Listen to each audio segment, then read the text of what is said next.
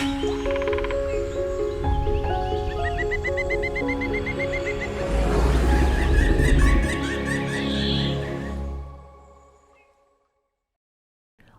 everyone, and thanks for joining us today. I'm Lorna Schumann with the Illinois State Museum.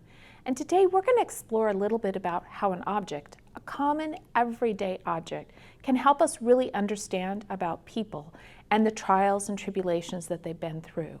And to help us with that today, I have Erica Holst, our curator of history here, to tell us about this common little object right here. Hi Erica.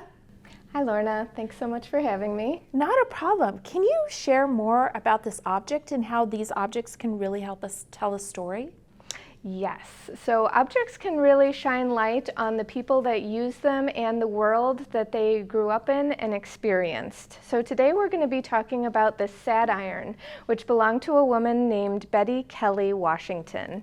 And here's a photo of Bettye. This is how she looked when she was in 10th grade at Joliet Township High School. Bettye was born in 1951 in Soso, Mississippi. And as a young girl, this iron was part of her household kind of equipment.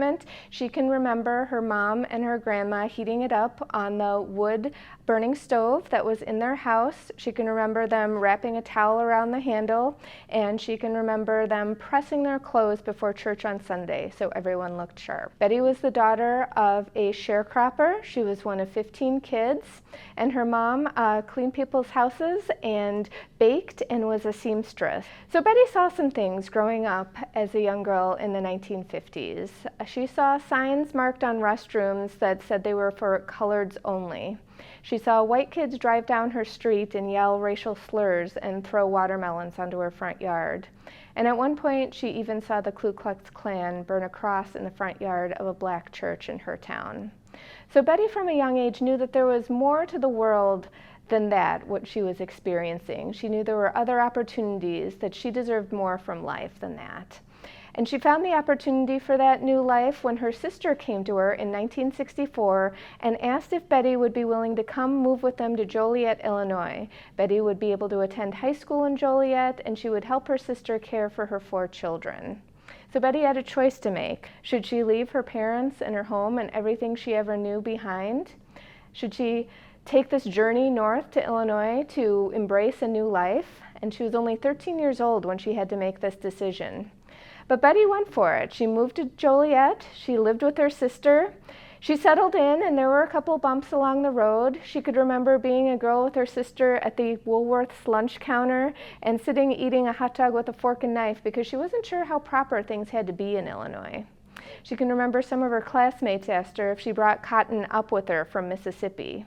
But it wasn't too long before Bettye found her footing in Joliet. She did well in school, she made new friends, she learned to fit in, she got a job after high school, and she felt she realized there was less discrimination in Illinois than what she had grown up with in Mississippi. And so that move to Illinois was the start of a new life for Bettye, and she built that life really into everything she had dreamed of. In 1972, there was a handsome young Vietnam vet who met her in a record store, and despite the fact that she gave him a fake phone number at first, he was persistent in getting her to go out with him, and from their very first date, Bettye knew that she and Thomas Washington were meant to be. And they got married, they raised 3 kids, they were Bettye's pride and joy, those boys who grew up into 3 very successful men. And so Bettye looks back at that choice she made at age 13 when she was a young girl and sees how that really made the difference in her life. So when we look at this sad iron, this is something that Bettye brought with her from Mississippi. Looking at it, in some ways it seems a relic of a life that was left behind. Bettye came from a house that had a wood-burning stove, and she moved to Illinois in a house that had a furnace. There was an electric iron to press her clothes in Illinois, as opposed to this old-fashioned iron in Mississippi.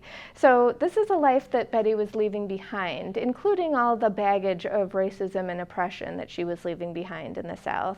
In another way, though, this iron has tied up with it memories of Bettye's family, of her mother, of her grandmother, of times going to church, of work around the house with her family. And those were memories that she kept with her. Even in Illinois, when the iron itself no longer served her, the memories that were wrapped up in it were something that sustained Bettye and gave her strength as she built her new life in Illinois.